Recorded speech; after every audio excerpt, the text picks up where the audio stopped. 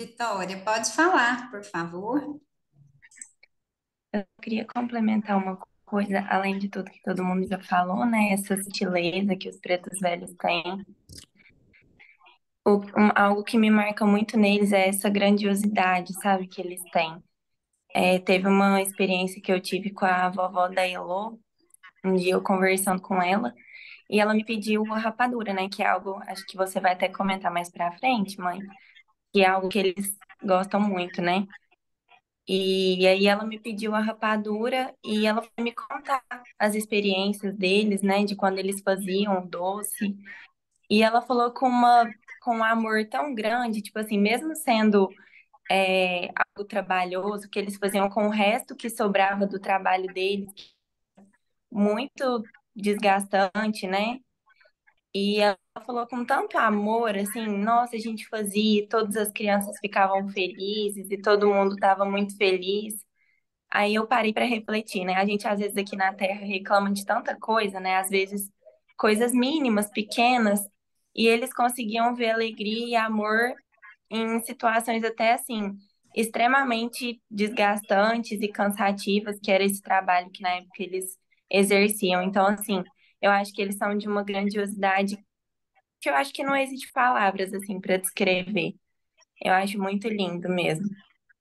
É, é bem isso. Todos os trabalhos que eles realizavam eram muito simples, mas que precisava e que todos eles eram feitos com muita alegria. Pode falar, Camila. Boa noite. Boa noite. É, então, eu especialmente tenho uma ligação muito forte com essa linha, né, de Preto Velho. E o que eu percebo nesse tempo todo é que eles trazem a sabedoria no mais alto nível de simplicidade. E é talvez por isso que a gente, né, já chega de cabeça baixa para conversar com eles, porque quebra totalmente assim qualquer tipo de arrogância, de soberba, porque a sabedoria ela é passada num nível de tamanha simplicidade e assertividade que às vezes a gente fica até sem saber o que falar na frente de um preto velho. É bem isso. E eu pego bem aquele ditado, né, que o André falou de Exu. Ah, já levei bronca de Exu, foi forte. Mas já levou bronca de preto velho? Você quer É, abrir um buraco no chão e vai enfiar na cabeça ali dentro. Você fica, que vai no fundo, assim, me pega e toca bem nas nossas emoções, trazendo de uma forma amorosa, né, de uma forma sutil e muito assertiva, essa potência dessa sabedoria extrema num nível de simplicidade muito grande. é bem assim. É bem isso. Eu peguei essa frase aqui, peraí só um pouquinho, André. Eu peguei essa frase aqui para a gente pensar também. Filho de Deus, todo caminho da vida para ser aberto solicita mente e sentimentos abertos. Foi do livro Fala Preto Velho. E é bem assim, né? Eles nos pedem todo o tempo, e eu acho que o maior ensinamento dessa linha de trabalho é abrir a nossa mente, é abrir os nossos sentimentos, porque a gente geralmente está bem fechado, está bem na nossa vida e na nossa correria, a gente não para mais para ver as coisas simples da vida, né? Como eles trazem isso de forma tão intensa, eles pedem para a gente abrir, e a gente geralmente está fechado, incrustado, engruvinhado, rígido, em uma postura e pensamento que não tem nada a ver com a verdadeira lei maior, né? Com a verdadeira lei de Deus. Pode falar, André. Então, eu queria só passar uma experiência que eu tive também. muito antes de eu sonhar algum dia trabalhar na casa de Umbanda. Isso foi em 2002, mais ou menos, 2003. Eu estava num trabalho de desobsessão lá no centro Berabense e tinha uma amiga minha lá que eu levei ela para lá e ela tinha uma identidade muito forte, muito aflorada de incorporação, de tudo. E estava muito pesado o trabalho, sabe? Só espíritos muito ligados, assim, muito trabalhoso mesmo de lidar, sabe? E de repente, que não é muito comum, aparece um preto velho no trabalho. Com esse mesmo jeito, estaram os dedinhos, conversando do dialeto deles mesmo ali. E falou, e foi embora. Aí o pessoal, depois da reunião, comentaram, falou assim, gente do céu, que luz que é daquele senhor que veio aqui. O quanto melhorou o astral da reunião depois que ele passou por aqui. E outra Uhum. coisa também que eu quero dizer, o tanto que eles nos protegem realmente.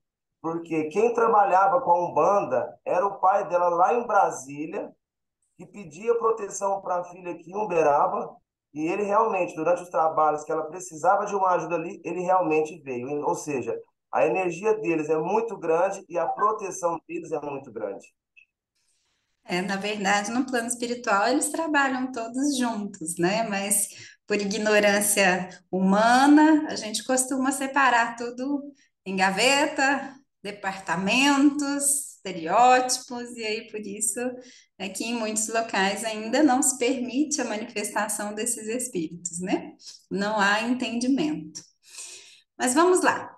Os espíritos que manifestam, plasmados na aparência de negros idosos, transmitindo essa mansuetude e calmaria, foram os primeiros a se manifestar mediunicamente no Brasil. Vocês sabiam disso? Antes mesmo da religião de Umbanda ser fundamentada nessa pátria, eram esses espíritos que se apresentavam junto aos queridos benzedores e benzedeiras, que por muitos e muitos anos foi a forma mais comum e simples de trazer seus ensinamentos.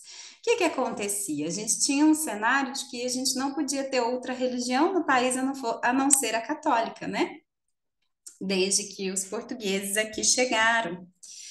E e assim, aqui sempre tivemos uma abundância de natureza, de recursos naturais muito grande. E tanto os índios, né, tanto os indígenas quanto os negros que foram trazidos a essa terra, eles tinham conhecimento de algumas plantas, né, de várias, né, aqui o Brasil, como os indígenas já estavam aqui, eles conheciam bem o território. Os negros tinham mais conhecimento das plantas que eles tinham na sua origem, né, no seu país de origem, mas também faziam sempre muito uso dessas ervas, desses recursos naturais.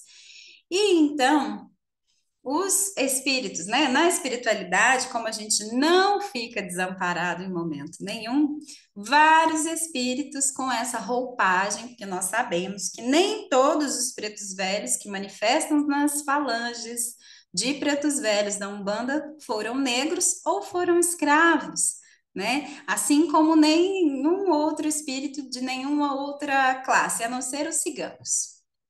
Mas todas as outras falanges, todas as linhas de trabalho, podem haver trabalhadores de qualquer etnia, cor, né? Não importa. O que realmente importa para essa linha de trabalho é ter toda essa mansuetude, essa calmaria, essa moral para conseguir trabalhar como preto velho, né? Então também não é para qualquer um, mas essa aparência de negros idosos, por que que ela foi instituída? Por quê? Porque, em maioria, quem sofria de precariedade de tudo, né? De comida, de remédio, de todo tipo de situação que trazia degradação ao físico, eram, em maior parte, os negros. E então a espiritualidade maior começou a enviar para nós aqui, né, mais em terra, esses espíritos com essa roupagem negra para ser de igual para igual, para não causar medo, para não causar estranheza aos negros escravos ainda encarnados em terra.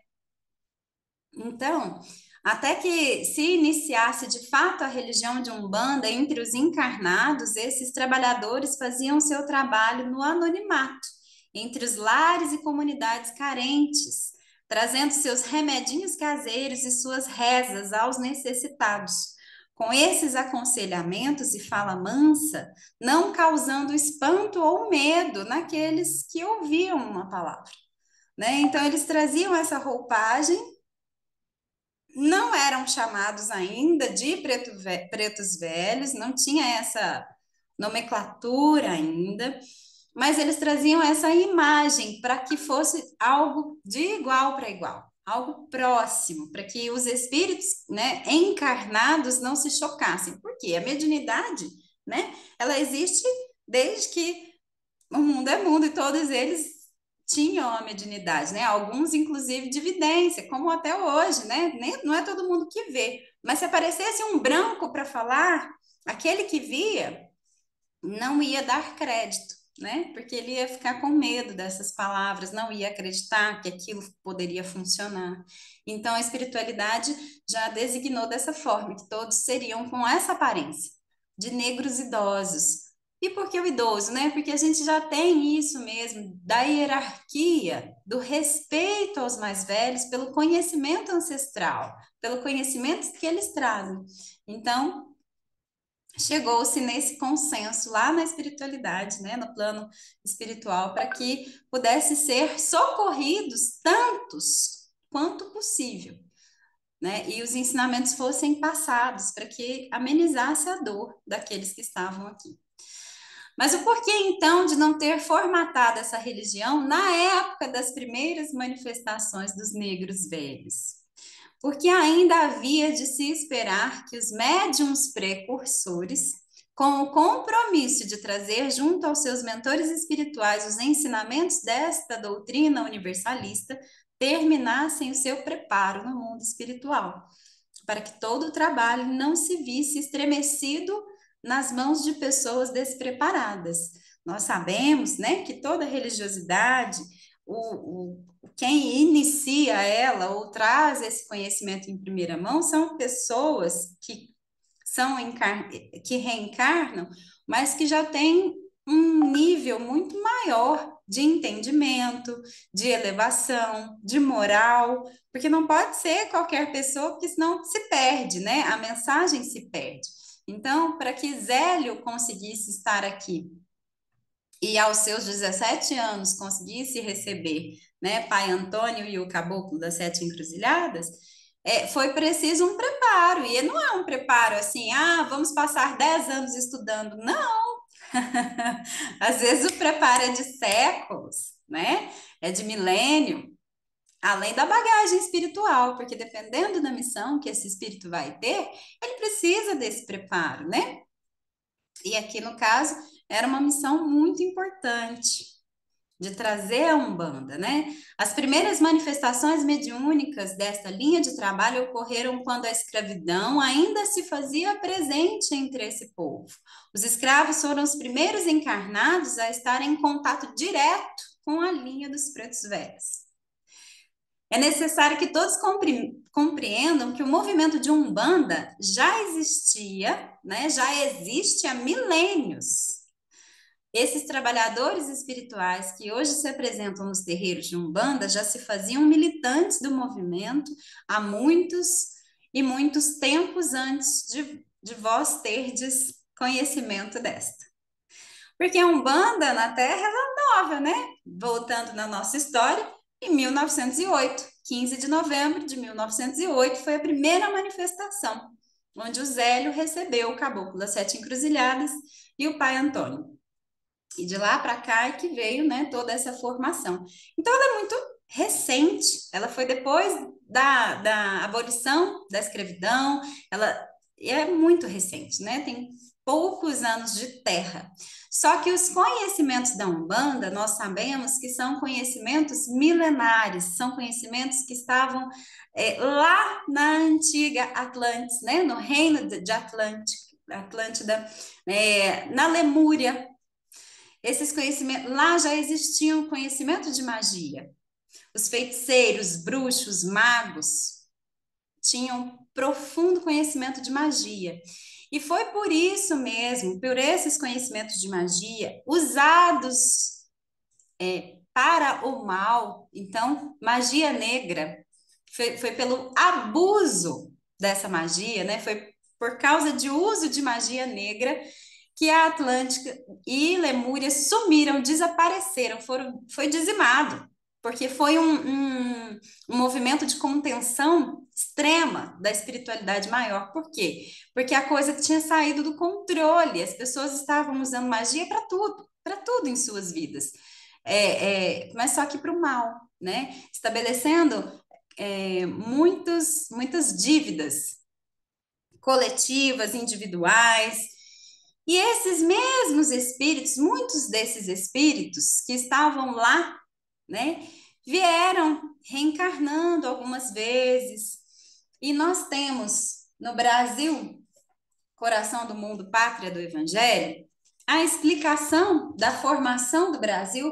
Por quê? Porque o Brasil ia receber o Evangelho, ia ser, né, o responsável pelo Evangelho. Então, a partir daí, os negros foram trazidos para cá. Ah, tá, mas por que os negros, hein, gente? Alguém já se perguntou por que tinha que ser os negros e não os japoneses, os chineses? Alguém tem uma ideia? Consegue, assim, ter um pensamento, assim, do porquê que foi escravizado negros? Podia ter sido escravizado chineses, tibetanos. Ninguém quer falar? É porque eles eram considerados assim grandes conhecedores desse mundo espiritual, de magia. É, exatamente por isso. Na verdade, assim, foi um movimento que fere a lei divina, concorda? Escravizar alguém não está correto, nem para os homens, muito menos para Deus, certo? E quem estava influenciando, né, os portugueses, os espanhóis nessa ousadia toda, eram seres trevosos, né? Muito trevosos. E eles tinham um interesse imenso, imenso, de que, novamente, entre os encarnados, houvesse uma disseminação da magia negra, para que eles pudessem usar, né, esses encarnados, porque todos são médiuns, e eles influenciavam massas, eles iam usar à vontade magia negra. Só que eles não contavam com astúcias de Jesus, de Ismael, né? Que mesmo os africanos serem conhecedores, né, profundos de magia, nós temos que lembrar que, eu vou até ler esse trecho aqui, sobre os ombros flagelados carregavam-se quase todos os elementos materiais para a organização física do Brasil. E do manancial de humildade de seus corações resignados e tristes, nasceram lições comovedoras, imunizando todos os espíritos contra os excessos do imperialismo e do orgulho injustificáveis das outras nações do planeta, denotando-se a alma brasileira dos mais belos sentimentos de fraternidade, de ternura e de perdão. Vamos nos lembrar que ninguém fica desamparado, nem mesmo os portugueses ficaram desamparados com isso, porque no contato direto com aqueles que eles julgavam menos valorosos, menos inteligentes, menos gente, né?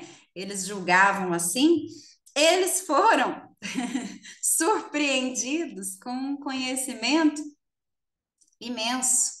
muitos missionários nesse mesmo tempo, né, e durante todos os 400 anos de escravidão, nasceram na África.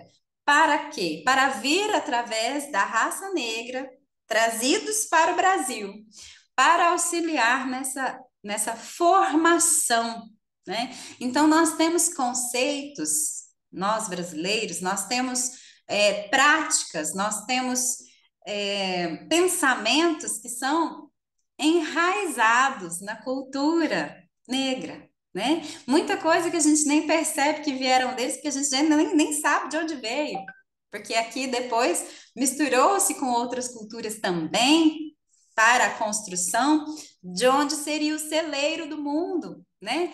O coração do mundo, o Brasil. Então, assim, reuniu-se muitos missionários reencarnando lá na África como negros para serem trazidos para cá como negros para falar de igual para igual com uma imensa massa de pessoas, muita gente, né? Para falar de igual para igual. Porque se fosse um branco falando, não teria eco, né? E traziam esse conhecimento tanto de magia, muito profundo, então era um desafio a eles também, para que não errassem mais, não usassem magia negra mais, para que usassem a magia para o bem. Era uma provação, né? E também para ensinar sobre essa humildade. Por quê, gente? Porque os negros na África, né, em todo esse tempo, quando a gente estuda e observa a formação das sociedades lá, das comunidades, né, de todas as estruturas que eles possuem, eles são pessoas que naturalmente não têm muito apego material. Eles não estão ligados a isso. Por outro lado, os portugueses tinham, aliás, os portugueses eram extremamente gananciosos. E foi usada essa característica dos portugueses para que o Brasil ficasse do tamanho que é. Porque se não fosse a ganância deles, eles não sairiam do litoral. A gente seria assim, só um risquinho no mapa, né? Então, para a gente compreender que em toda essa circunstância, mesmo as partes ruins, no final se tornam muito positivas, porque é utilizado pela espiritualidade maior, porque é orquestrado por Jesus. Nada e ninguém fica sem amparo, né? Então, muitos desses espíritos tiveram reencarnações de missão como negros para virem ao Brasil em situação de escravidão, para usarem seus conhecimentos milenares no bem, né? Grandes desafios enfrentavam para não caírem em erro novamente com o recurso da magia negra.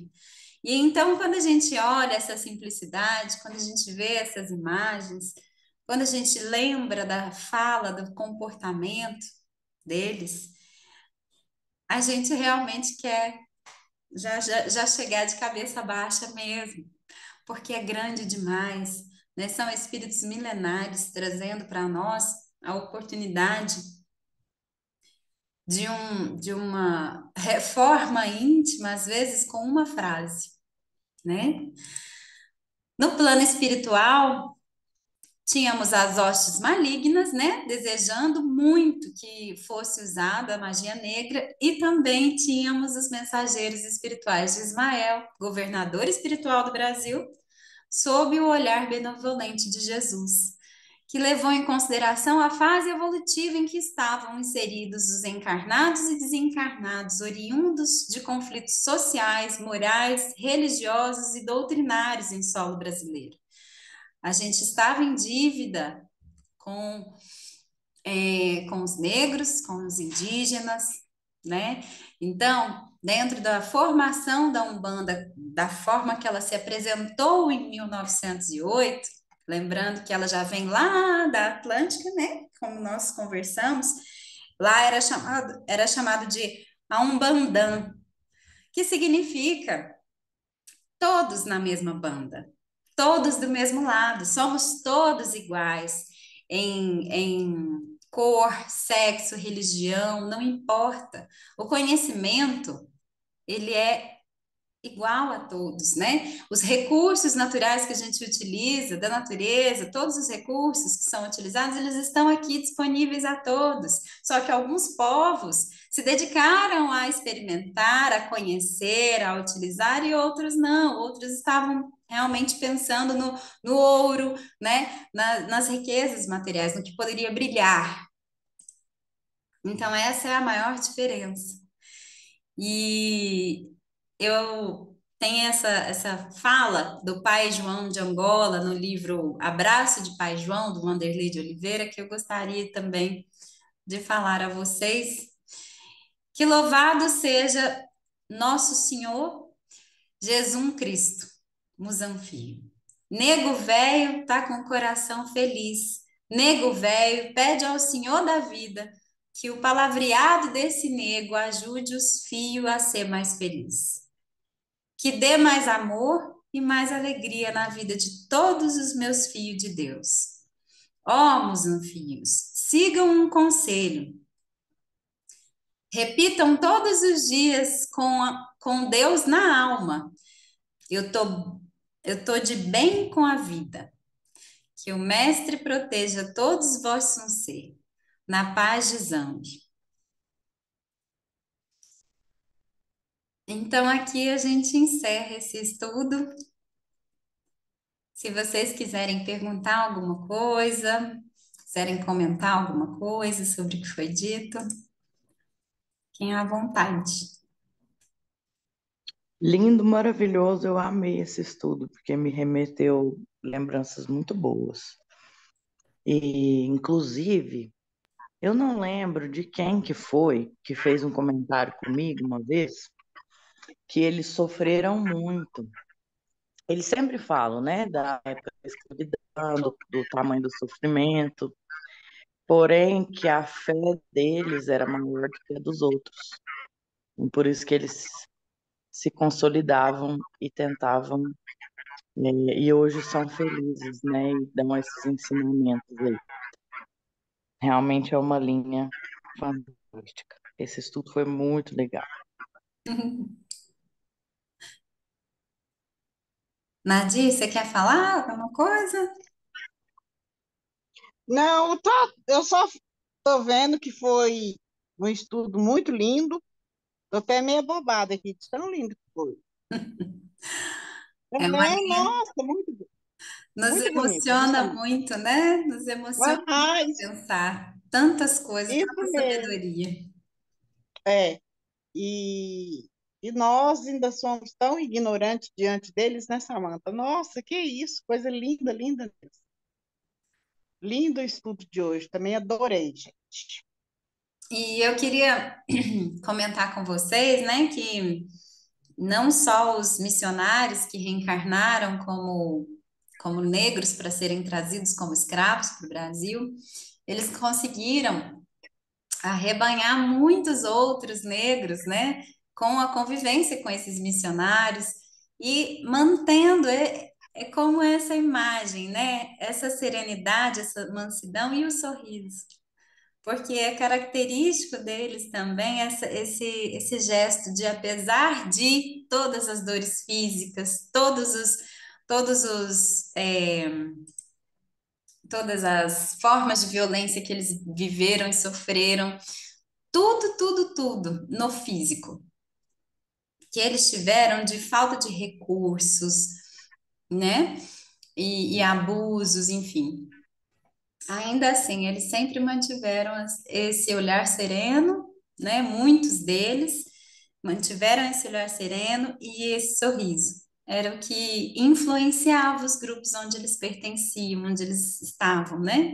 Lembrando que, infelizmente, eles eram separados da própria família. Então, eram grupos de pessoas que eles, às vezes, nunca tinham visto na vida, que ficavam ali naquela mesma fazenda, tendo que conviver, às vezes de outras línguas, de outra etnia, de outra, né, de outra forma de entendimento, e eles conviviam com aquele grupo, né? Era a única forma, a única coisa que eles tinham para se agarrar era aquele grupo.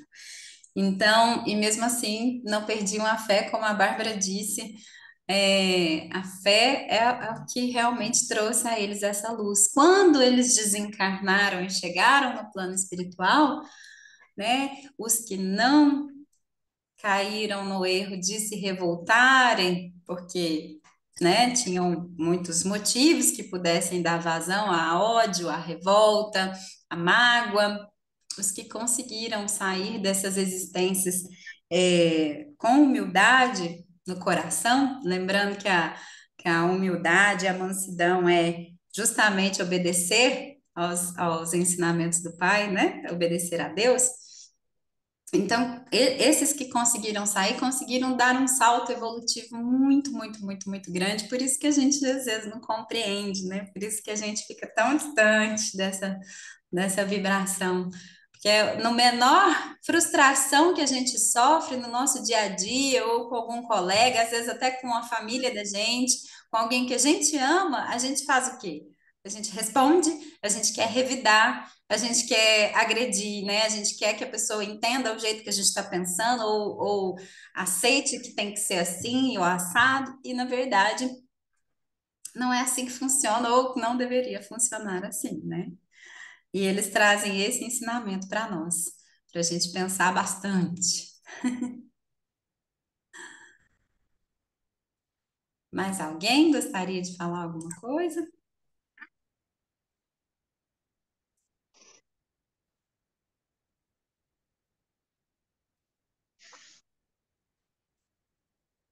Bom, então, pessoal, boa noite para vocês, uma boa semana para todos nós. E vamos Boa noite. agradecer a oportunidade dessa convivência, né, tão de pertinho, com esses grandes espíritos a nos ensinar a todo tempo. Salve a força Isso de mesmo. vocês. Que assim Boa seja. noite. Salve a força. Boa noite. Que assim seja. Muito obrigado. Até Boa amanhã. noite. Tchau, boa noite. Boa noite, pessoal. Obrigada Boa por semana. Tchau, tchau. Obrigada.